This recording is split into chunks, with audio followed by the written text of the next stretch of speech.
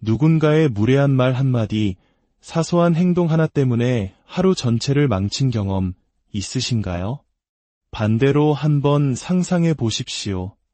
어떤 상황에서도 누가 당신에게 어떤 감정의 파편을 던져도 당신의 마음은 잔잔한 호수처럼 평온하고 전혀 흔들리지 않습니다.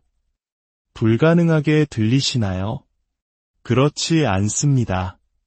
분석심리학의 창시자이자 위대한 심리학자인 칼 융은 진정한 감정적 자유는 외부 세계가 아닌 우리 자신의 내면 세계를 완벽하게 다스릴 때 찾아온다고 믿었습니다. 다른 사람이 내 감정의 주인이 되도록 내버려 두지 않는 것, 그것이 핵심입니다. 오늘 우리는 칼 융의 시대를 초월하는 지혜 속으로 깊이 들어가 가장 분노가 치미는 상황 속에서도 평온함과 자신감, 그리고 통제력을 잃지 않게 해줄 6가지 혁신적인 가르침을 함께 나누고자 합니다. 우리는 자신의 어두운 그림자를 마주하는 법, 분노를 길들이는 법, 내면의 평화를 지키기 위해 건강한 경계를 설정하는 법, 그리고 우리를 올가매는 것들로부터 자유로워지는 법을 배우게 될 것입니다. 이 모든 여정은 자기 발견이라는 칼 융 심리학의 단단한 토대 위에 세워질 것입니다. 이 이야기가 끝날 때쯤 당신은 충동적으로 반응하는 대신 흔들리지 않는 내면의 힘으로 삶을 살아갈 실질적인 도구들을 손에 쥐게 될 것입니다. 다시는 그 어떤 것에도 방해받지 않는 삶의 비밀을 열 준비가 되셨나요? 이 여정에 함께하며 당신 자신과 세상을 바라보는 방식을 완전히 바꾸어 보시기 바랍니다. 우리가 느끼는 분노가 사실은 무례한 동료나 난폭한 운전자 혹은 온라인상의 악의적인 댓글 때문이 아니라면 어떨까요? 만약 그 분노가 훨씬 더 깊은 곳, 바로 우리 자신의 내면에서 비롯된 것이라면 어떨까요?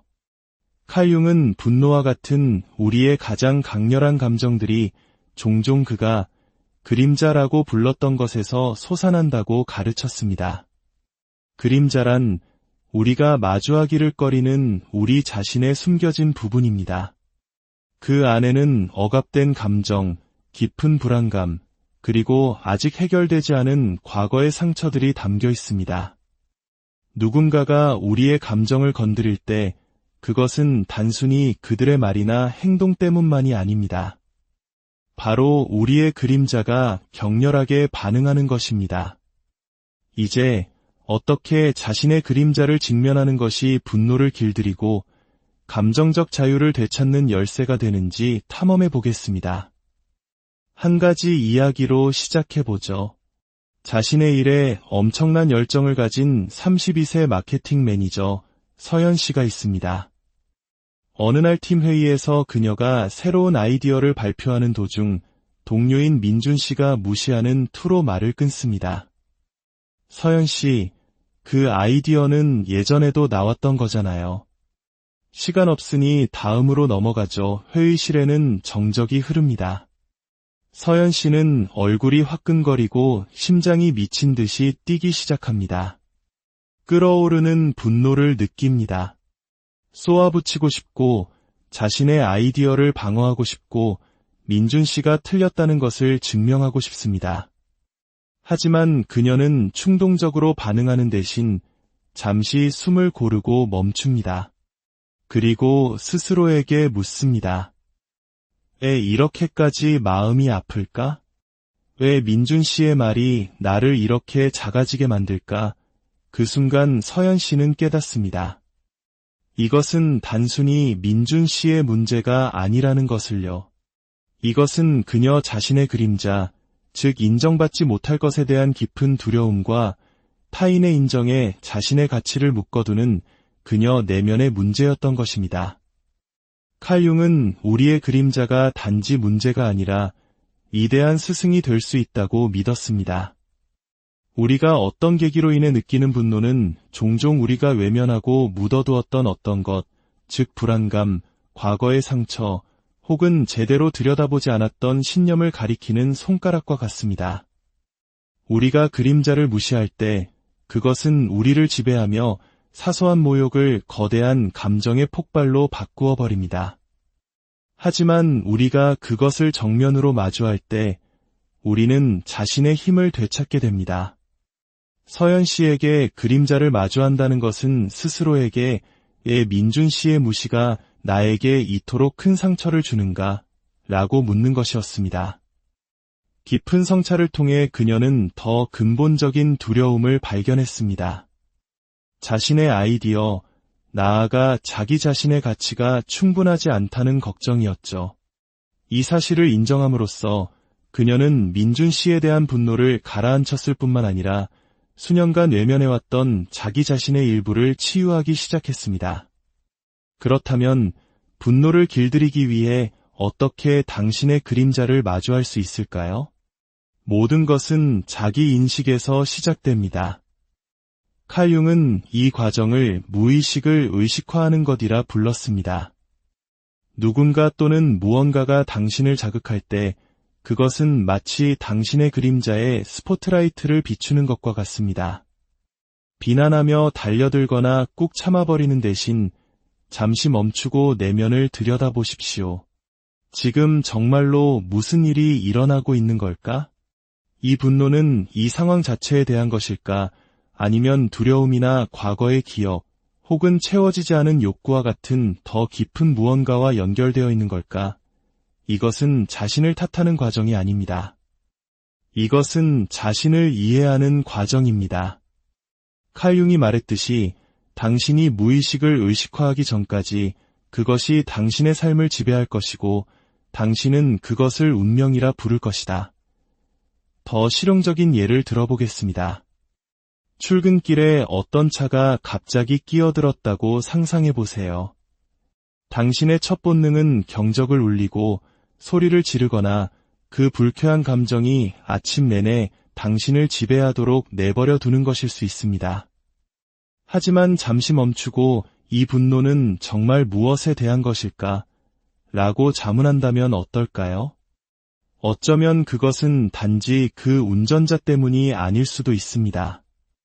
어쩌면 곧 닥쳐올 마감의 압박감이나 상황을 통제하지 못하는 것에 대한 더 깊은 두려움일 수도 있습니다. 감정에 이름을 붙이고 그 뿌리를 파고들므로써 당신은 그 감정이 가진 힘을 약화시킬 수 있습니다. 분노를 억누르는 것이 아니라 그것을 이해하는 것입니다. 그리고 그것이 바로 감정을 다스리는 첫걸음입니다. 여기 당신의 그림자를 마주하기 시작하는 간단한 방법이 있습니다. 바로 그림자 일기입니다. 다음에 화가 나거나 감정이 격해질 때 노트나 휴대폰을 꺼내 다음 3가지를 적어보세요. 첫째, 무슨 일이 있었는가? 상황을 간략하게 설명하고 누가 또는 무엇이 당신을 자극했는지 적습니다. 둘째, 나는 무엇을 느끼고 있는가? 분노, 상처, 당혹감 등 감정에 이름을 붙이고 그 강도를 1부터 10까지의 척도로 평가합니다. 셋째, 그 이면에는 무엇이 있는가? 이것이 나에게 무엇을 떠올리게 하는가? 더 깊은 두려움이나 신념이 작용하고 있는가? 라고 스스로에게 물어보세요. 불편하더라도 솔직하게 마주해야 합니다. 예를 들어 서연 씨는 민준 씨와의 회의 후에 이 방법을 사용했습니다. 그녀는 이렇게 적었습니다. 민준 씨가 내 아이디어를 무시했다. 분노와 굴욕감을 느꼈다. 강도는 10점 만점에 8점. 그 이면에는 내가 충분히 뛰어나지 않다는 두려움이 있다. 그리고 그의 말은 어릴 적 무시당했던 기억을 떠올리게 했다. 이러한 감정들의 이름을 붙임으로써 서연 씨는 자신의 분노가 자신의 가치를 반영하는 것이 아니라 그림자로부터 온 신호라는 것을 알게 되었습니다. 이것은 그녀에게 감정에 휩쓸리지 않고 회의에서 침착하게 대응할 수 있는 명료함을 주었습니다. 그림자를 마주하는 것은 쉽지 않습니다. 외면하고 싶은 자신의 일부를 들여다볼 용기가 필요합니다. 하지만 그 보상은 엄청납니다. 그렇게 할 때마다 당신을 통제하던 감정의 스위치들은 힘을 잃게 됩니다. 당신은 충동적으로 반응하는 것을 멈추고 의도를 가지고 대응하기 시작합니다. 칼 융이 말했듯이 나는 나에게 일어난 일의 총합이 아니다. 나는 내가 되기로 선택한 존재다. 무례한 동료, 참을성 없는 운전자, 악의적인 댓글. 당신의 분노가 자기 발견으로 들어가는 문임을 이해할 때 그들은 더 이상 당신을 지배할 힘을 갖지 못합니다. 그러니 다음의 속에서 불길이 치솟는 것을 느낄 때 그것을 밀어내거나 삼켜버리지 마십시오. 잠시 멈추고 스스로에게 물어보세요. 나의 그림자는 나에게 무엇을 가르치려 하는가? 그림자를 마주함으로써 당신은 단지 분노를 다스리는 것이 아닙니다. 당신은 자신과의 더 깊은 연결을 열고 있는 것입니다. 그리고 바로 그곳에서 진정한 감정적 자유가 시작됩니다. 누군가의 말이나 행동 때문에 피가 거꾸로 솟는 듯한 분노를 느꼈다가 나중에 다르게 대처할 수도 있었는데라고 후회한 적이 있으신가요? 여기 강력한 진실이 있습니다. 칼 융의 심리학은 모든 자극과 당신의 반응 사이에는 공간이 존재한다고 말합니다. 바로 당신이 선택할 힘을 가진 순간입니다. 그 공간이 바로 당신의 자유입니다. 우리는 너무나 자주 다른 사람의 말이나 행동이 우리의 감정을 좌우하도록 내버려 둡니다. 하지만 만약 당신이 그 펜을 되찾아올 수 있다면 어떨까요? 이제 우리는 그 공간을 활용하여 다른 사람의 이야기가 우리의 감정을 통제하도록 두는 대신 우리 자신의 반응을 선택하는 법을 탐구할 것입니다. 칼 융의 연구는 우리의 반응이 내면 세계, 즉 무의식적인 신념, 두려움, 욕망에 의해 형성된다고 가르칩니다. 누군가가 당신의 감정 버튼을 누를 때 그들이 당신을 화나게 만들었다고 생각하기 쉽습니다. 하지만 칼 융은 그들이 단지 불꽃을 튀겼을 뿐 불길은 당신의 내면에서 나온 것이라고 주장할 것입니다. 좋은 소식은 당신이 그 불이 어떻게 타오를지 혹은 아예 타오르지 않게 할지를 선택할 수 있다는 것입니다. 자극과 반응 사이의 그 공간으로 들어감으로써 당신은 당신의 행동을 다른 사람의 이야기가 아닌 당신 자신의 가치에 맞게 정렬할 수 있습니다. 한 실제 사례를 통해 살펴보겠습니다. 28세의 그래픽 디자이너 지훈 씨는 어린 시절부터 절친한 친구인 민수 씨와 아주 가깝게 지내왔습니다. 어느 날 저녁 함께 술을 마시던 중 민수 씨가 날카로운 말을 던집니다. 너 아직도 그런 뜬구름 잡는 일 하고 있냐? 언제쯤 제대로 된 직장 구할 거야? 지훈 씨는 분노와 배신감에 휩싸입니다. 그의 첫 본능은 자신의 직업과 열정을 변호하기 위해 즉시 반격하는 것이었습니다. 하지만 대신 그는 심호흡을 하고 잠시 멈춥니다. 그 짧은 순간 그는 스스로에게 묻습니다. 왜 이 말이 이렇게 나를 아프게 할까? 이건 민수에 대한 것일까? 아니면 더 깊은 무언가에 대한 것일까? 지훈 씨는 민수 씨의 말이 자신의 일에 대한 것이 아니라 안정적인 대기업에 다니는 민수 씨 자신의 불안감에서 비롯된 것임을 깨닫습니다. 즉각적으로 반응하지 않기로 선택함으로써 지훈 씨는 무의미한 논쟁을 피하고 자신의 평화를 지킬 수 있었습니다. 이 공간이라는 개념은 새로운 것이 아닙니다. 칼 융은 빅터 프랭클과 같은 사상가들에게서 영감을 받았습니다. 프랭클은 자극과 반응 사이에는 공간이 있다. 그 공간에 우리의 반응을 선택할 힘이 있다. 그리고 우리의 반응 속에 우리의 성장과 자유가 있다는 유명한 말을 남겼습니다. 칼 융에게 이 공간은 자기인식이 행동과 만나는 지점입니다. 그곳에서 당신은 누군가의 부정적인 에너지에 끌려들어가 그들의 이야기에 휘말릴 것인지 아니면 당신 자신의 진실에 굳건히 머무를 것인지를 결정합니다. 그렇다면 일상생활에서 이 공간을 어떻게 마스터할 수 있을까요? 그것은 간단하지만 강력한 기술, 3초의 멈춤에서 시작됩니다.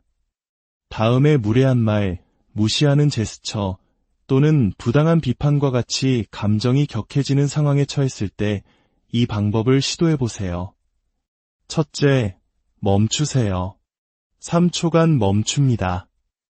천천히 심호흡을 하여 자동적인 반응의 고리를 끊습니다. 둘째, 성찰하세요.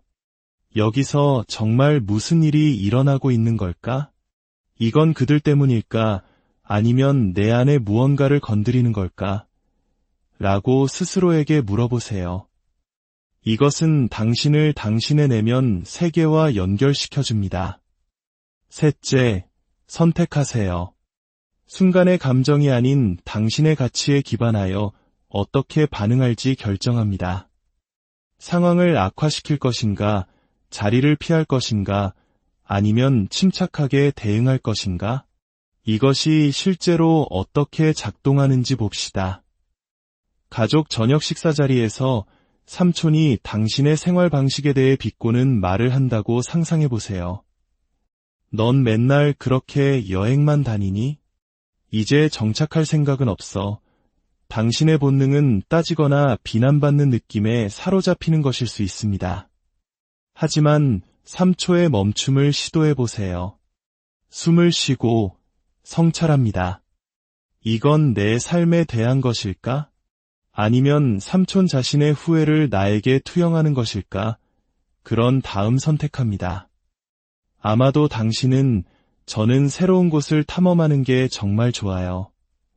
그게 제 에너지의 원천이거든요. 라고 말하고 대화의 주제를 바꿀 수 있습니다. 혹은 그냥 미소 짓고 넘길 수도 있습니다. 어느 쪽이든 삼촌의 이야기가 아니라 당신이 상황을 통제하게 됩니다. 이 기술은 감정을 억누르는 것이 아닙니다. 감정을 느끼고 이해한 다음 의도적으로 행동할 공간을 자신에게 주는 것입니다.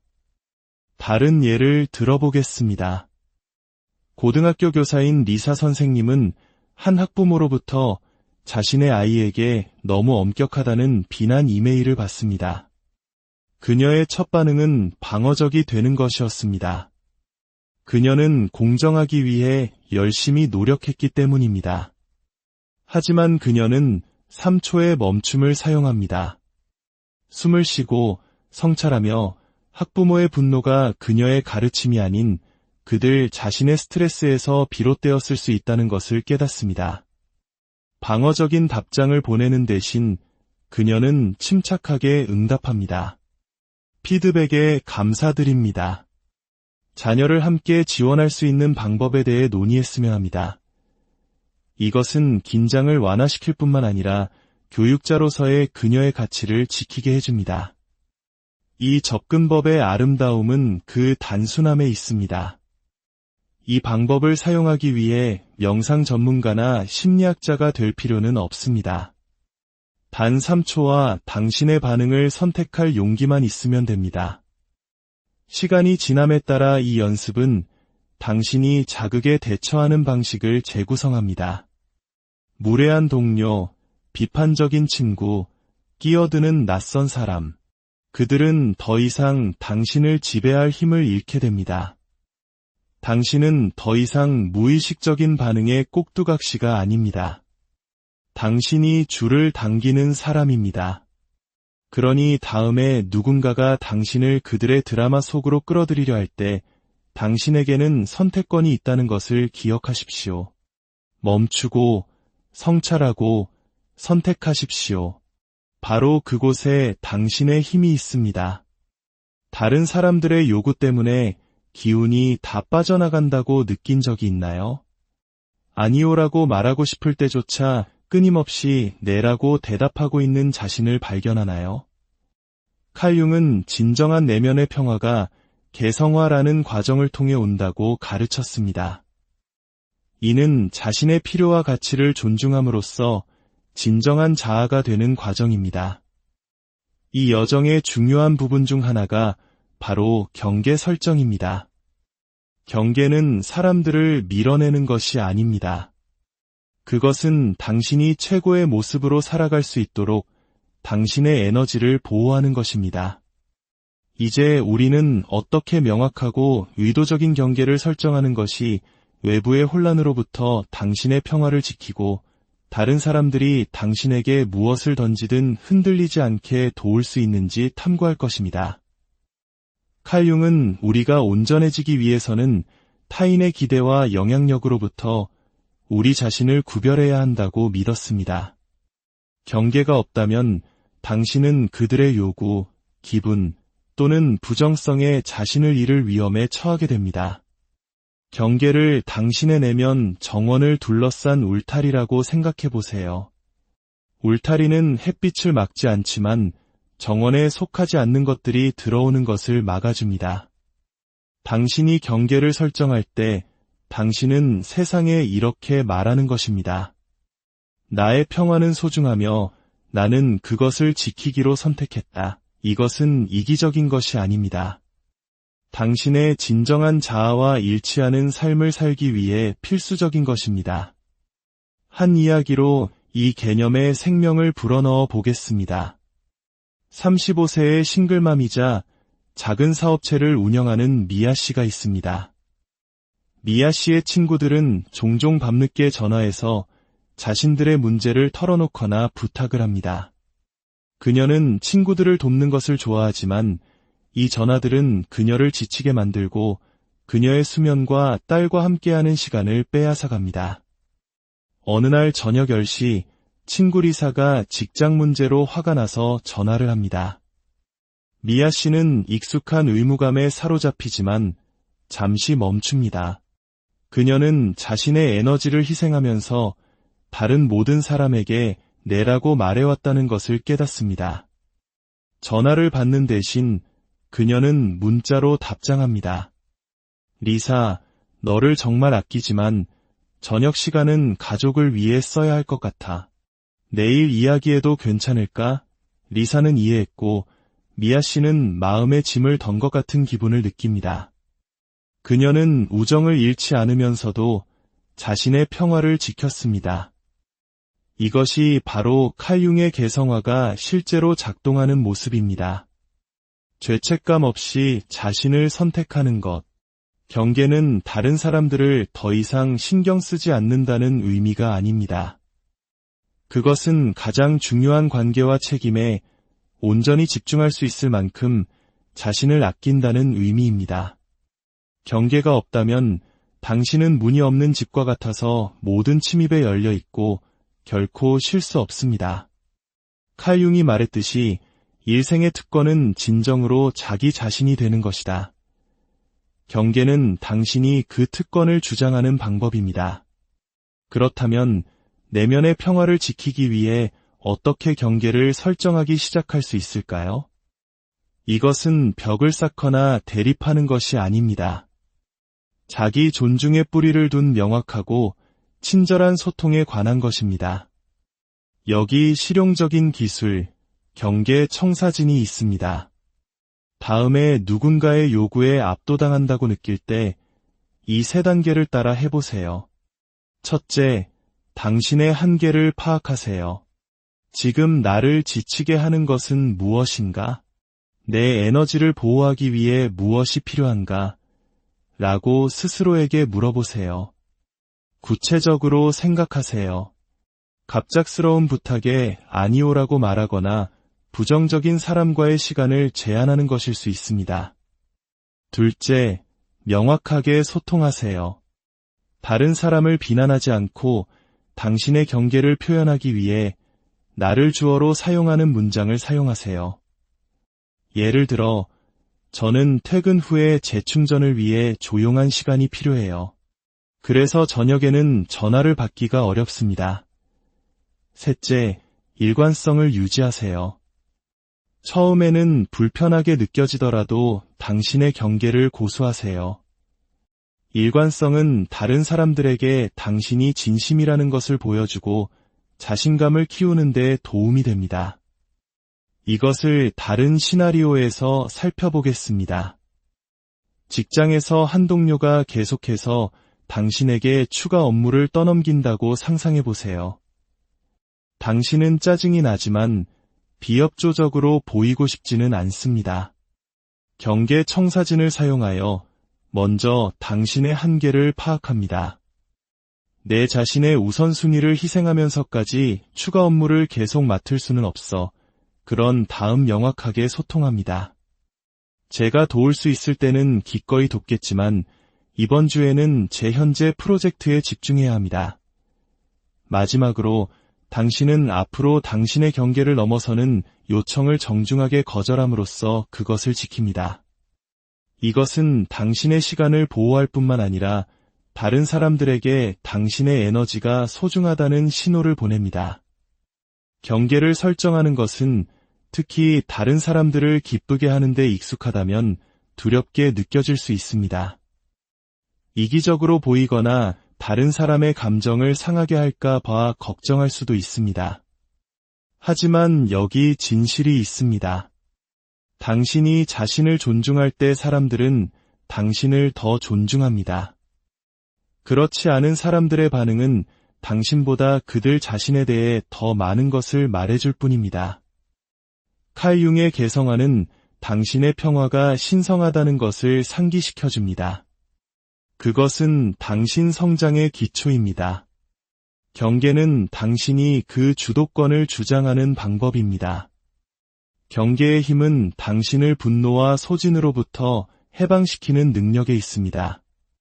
그것은 당신이 당신의 가치와 일치하는 것에는 네라고 말하고 그렇지 않은 것에는 죄책감 없이 아니오라고 말하게 해줍니다.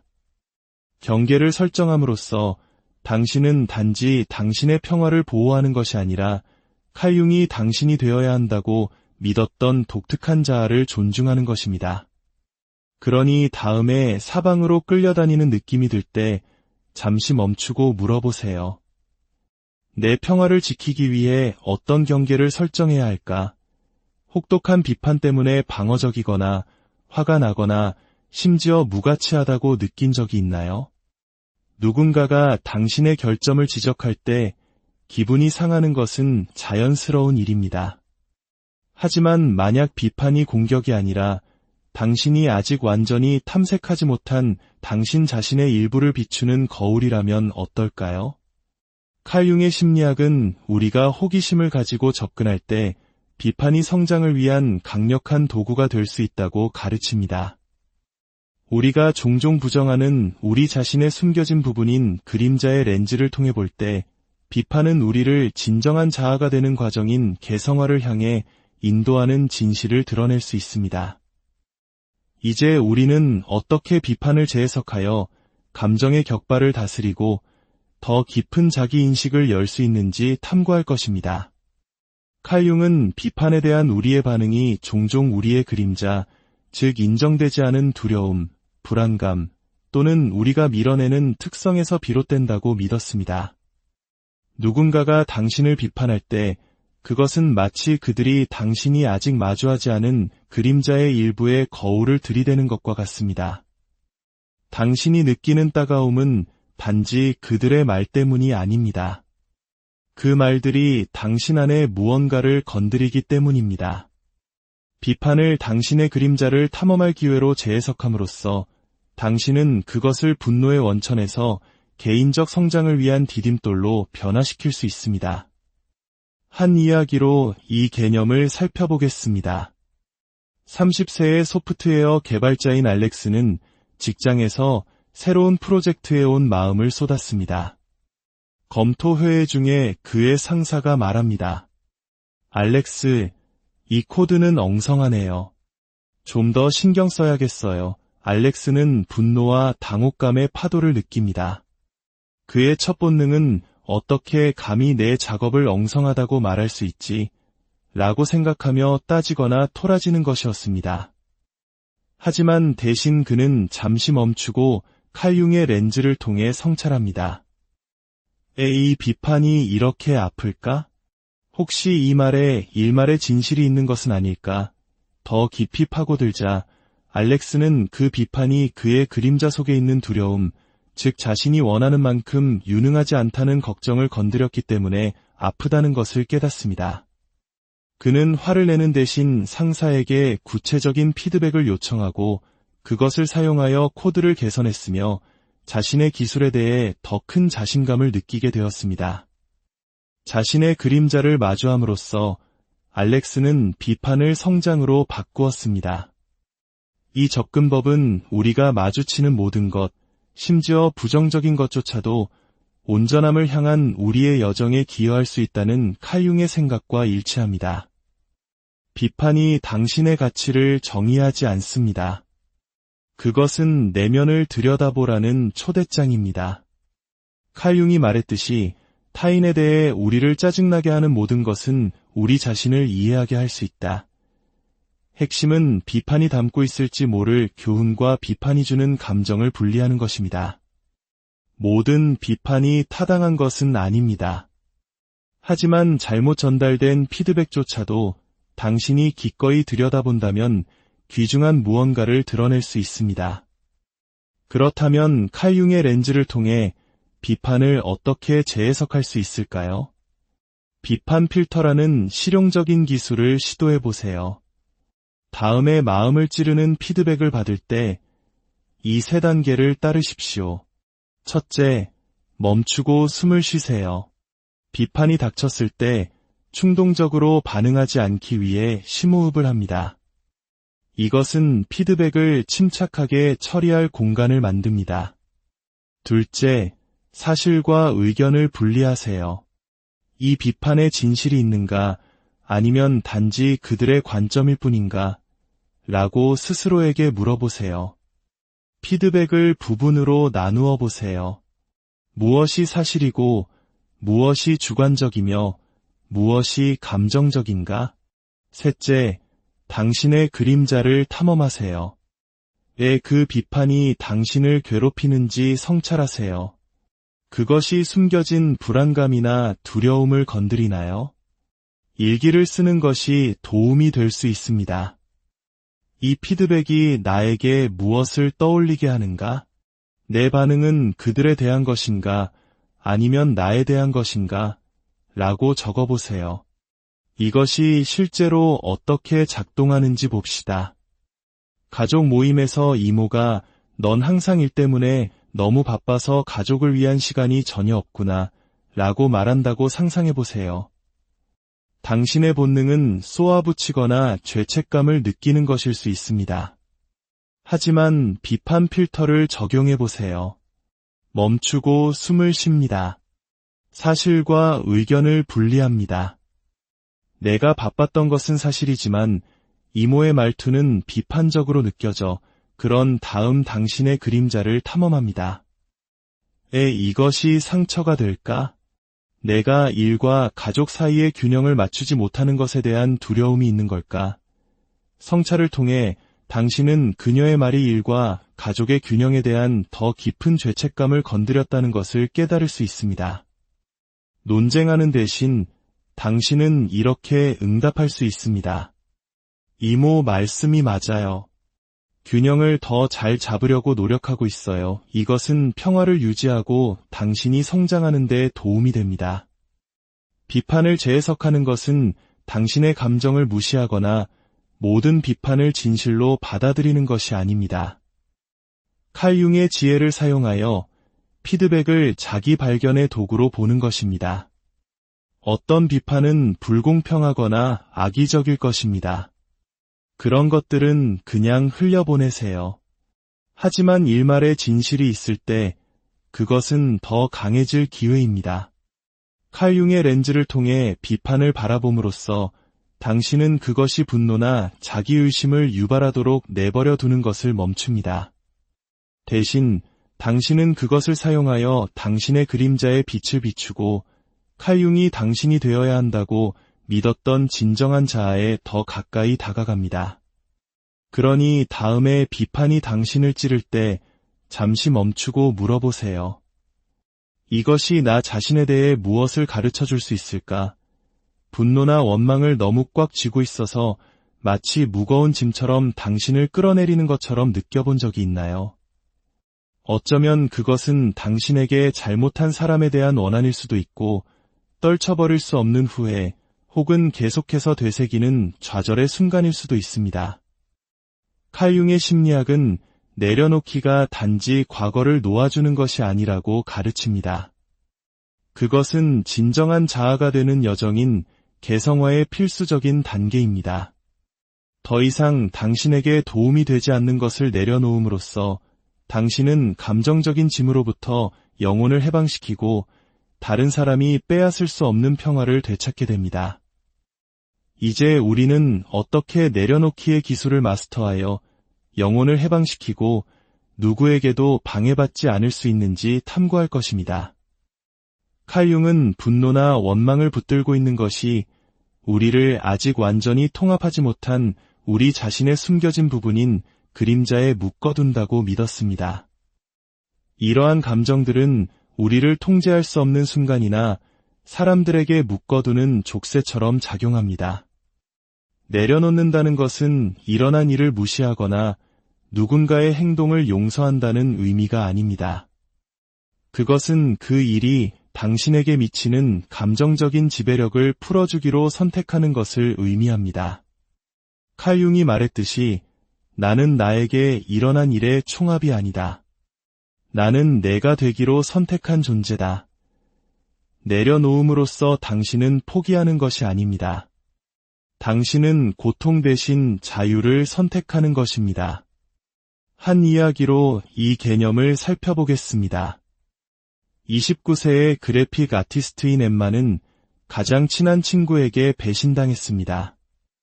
2년 전 그녀의 친구는 직장에서 엠마에 대한 헛소문을 퍼뜨려 그녀가 승진해서 탈락하게 만들었습니다. 몇 달 동안 엠마는 그 배신을 되새기며 복수를 상상했습니다. 분노는 그녀를 집어삼켰고 그녀의 창의력과 기쁨에 영향을 미쳤습니다.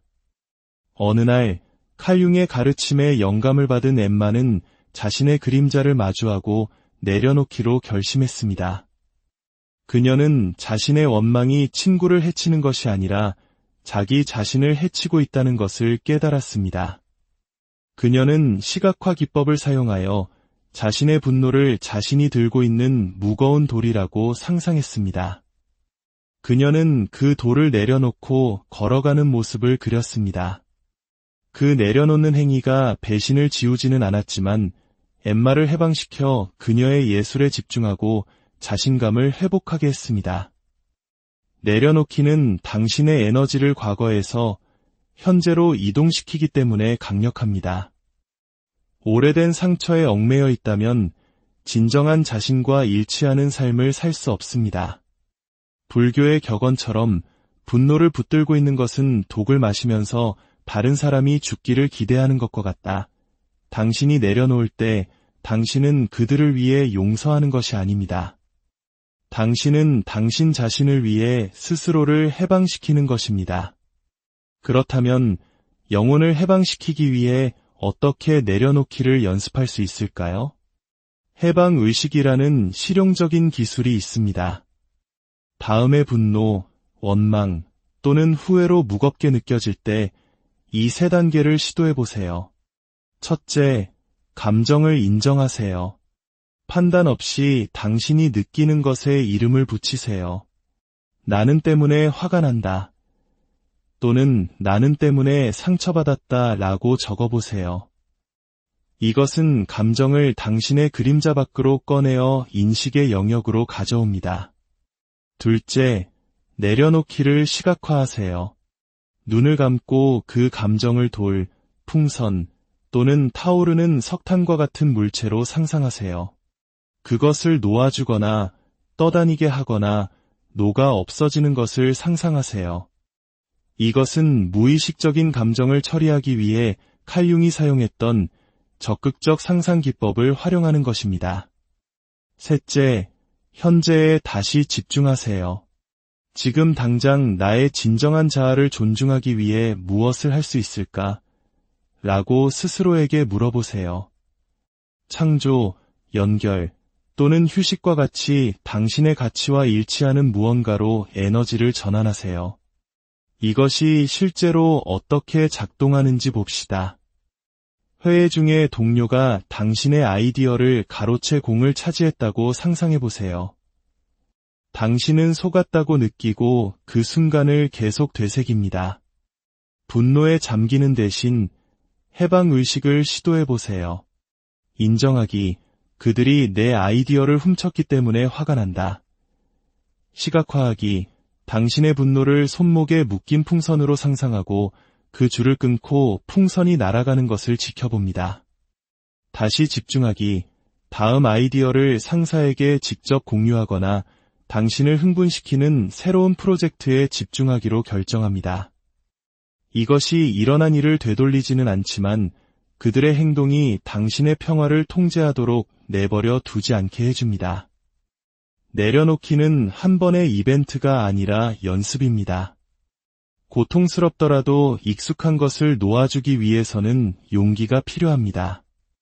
하지만 그렇게 할 때마다 당신은 과거의 무게로부터 자유로워지며 칼융이 당신이 되어야 한다고 믿었던 사람에 더 가까워집니다. 노자가 말했듯이 내가 나인 것을 내려놓을 때 나는 내가 될 수 있는 존재가 된다. 분노나 원망을 내려놓음으로써 당신은 기쁨, 창의성, 그리고 평화를 위한 공간을 만듭니다. 그러니 다음에 분노나 후회에 갇혀 있다고 느낄 때 잠시 멈추고 물어보세요. 나는 무엇을 붙들고 있는가? 그리고 만약 그것을 내려놓는다면 무슨 일이 일어날까? 만약 좌절에 직면했을 때 평온함을 유지하는 비결이 단순히 초점을 바꾸는 것만큼 간단하다면 어떨까요? 중요한 회의에 늦어 교통체증에 갇혀 있고 분노가 끓어오르기 시작한다고 상상해보세요. 이제 감사할 것을 단 하나라도 찾아냄으로써 그 순간을 역전시키는 모습을 그려보세요. 칼융의 심리학은 감사를 실천하는 것이 의식과 무의식의 균형을 맞추어 외부의 자극을 넘어설 수 있도록 돕는 조화를 만들어낸다고 가르칩니다. 이 마지막 장에서는 어떻게 감사가 당신의 마음을 변화시키고 분노를 녹이며 인생이 당신에게 무엇을 던지든 당신을 굳건히 지켜줄 수 있는지 탐구할 것입니다. 칼융은 분노와 같은 우리의 감정이 종종 의식이 무의식과 조화를 이루지 못할 때 발생한다고 믿었습니다. 우리가 잘못된 것, 무례한 말, 불공평한 상황, 또는 짜증나는 지연에만 집중할 때 우리는 우리 그림자 속에 부정적인 에너지를 키우게 됩니다. 그러나 감사는 다리 역할을 하여 우리를 현재와 다시 연결하고 힘든 순간에도 존재하는 좋음을 상기시켜줍니다. 이것은 현실을 무시하는 것이 아니라 더 큰 그림을 보기로 선택하는 것입니다. 칼융이 말했듯이 사람은 빛의 형상을 상상함으로써 깨달음을 얻는 것이 아니라 어둠을 의식화함으로써 깨달음을 얻는다. 감사는 당신의 내면 세계의 빛을 비추어 혼란을 평온으로 바꾸는 데 도움을 줍니다. 한 이야기로 이 개념을 살펴보겠습니다. 40세의 배달 기사인 데이비드는 힘든 하루를 보냈습니다. 한 고객은 배달이 늦었다고 소리쳤고 교통은 악몽 같았으며 휴대폰 배터리가 나가버렸습니다. 데이비드는 좌절감이 쌓여 폭발하기 직전이었습니다. 하지만 그때 그는 잠시 멈추고 다른 것을 시도했습니다. 그는 생각했습니다. 지금 당장 감사할 수 있는 것은 무엇일까? 그는 가족을 먹여 살리는 자신의 직업에, 기분을 좋게 해주는 라디오 음악에, 그리고 내일은 새로운 날이라는 사실에 감사하다는 것을 깨달았습니다. 그 간단한 전환이 그날의 어려움을 지우지는 않았지만 그의 분노를 녹여 그를 더 차분하고 중심 잡힌 상태로 만들었습니다.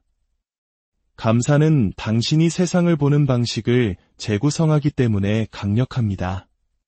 긍정적인 것에 집중하는 것이 그림자를 통합하는 데 도움이 되어 부정적인 감정의 강도를 줄인다는 칼융의 생각은 감사의 힘을 뒷받침합니다. 철학자 키케로가 말했듯이 감사는 가장 위대한 미덕일 뿐만 아니라 다른 모든 미덕의 어머니다. 당신이 감사를 실천할 때 당신은 단지 마음을 진정시키는 것이 아니라 흔들림 없이 인생의 우여곡절에 맞설 회복력을 키우는 것입니다. 그렇다면 마음을 변화시키기 위해 어떻게 감사를 실천할 수 있을까요? 감사 리셋이라는 실용적인 기술을 시도해 보세요. 다음에 분노나 좌절이 스며들 때 이 세 단계를 따르십시오. 첫째, 멈추고 알아차리세요. 멈추고 당신이 느끼는 감정에 이름을 붙이세요. 판단 없이 그것을 인정하세요. 나는 때문에 화가 난다. 또는 나는 때문에 좌절한다. 둘째, 세 가지를 찾으세요. 그 순간에 감사한 세 가지를 찾아보세요. 아무리 작아도 상관없습니다.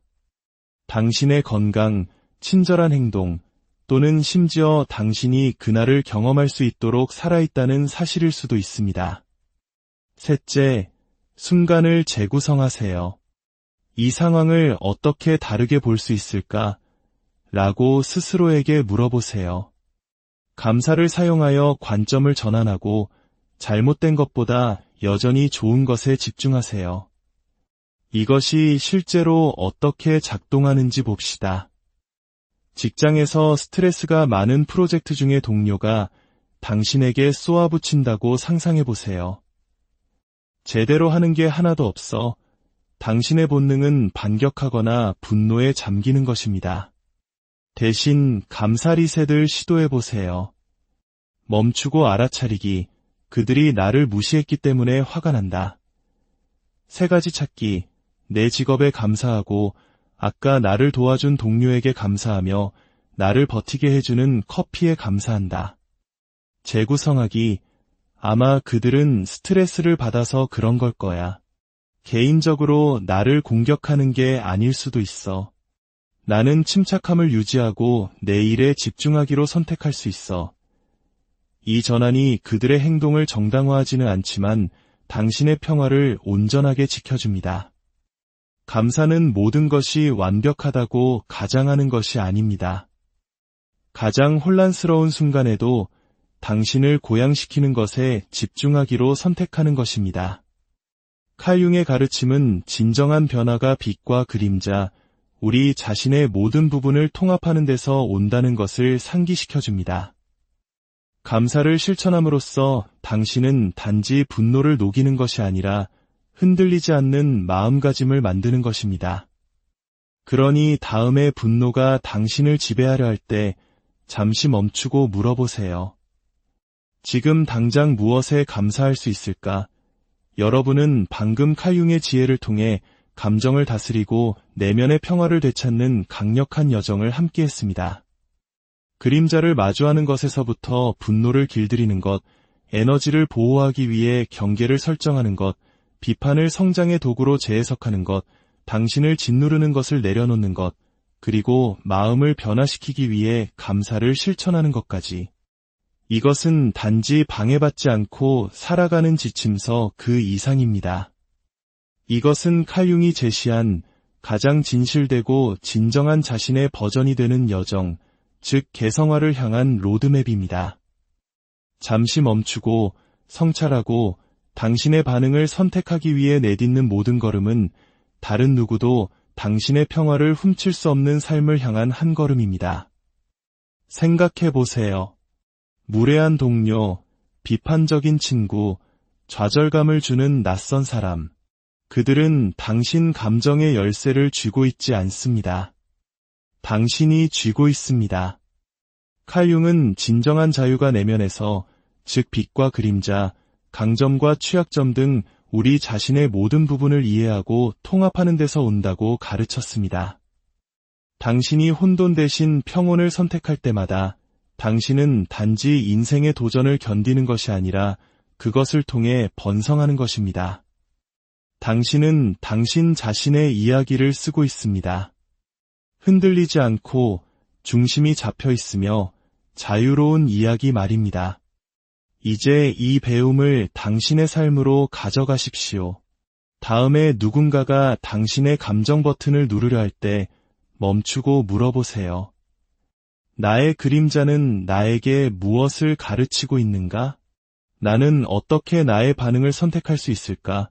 오늘 우리가 나눈 도구들, 즉 그림자 일기, 3초의 멈춤, 경계청 사진, 비판 필터, 해방 의식, 그리고 감사 리셋을 사용하여 당신의 평화가 누구도 건드릴 수 없는 삶을 만들어 가십시오. 칼 융이 말했듯이 일생의 특권은 진정으로 자기 자신이 되는 것이다. 지금이 바로 그 특권을 주장할 당신의 순간입니다. 이 지혜가 여러분의 삶에 작은 울림을 주었다면 구독을 통해 저희와 함께 더 깊은 내면 탐구의 여정을 떠나보시는 건 어떨까요? 여러분의 좋아요와 공유는 이 귀한 지혜가 더 많은 분들에게 닿을 수 있는 빛이 됩니다. 여러분의 이야기는 이 여정에 있는 다른 누군가에게 영감을 줄 수 있습니다. 당신의 감정은 당신을 통제하지 않습니다.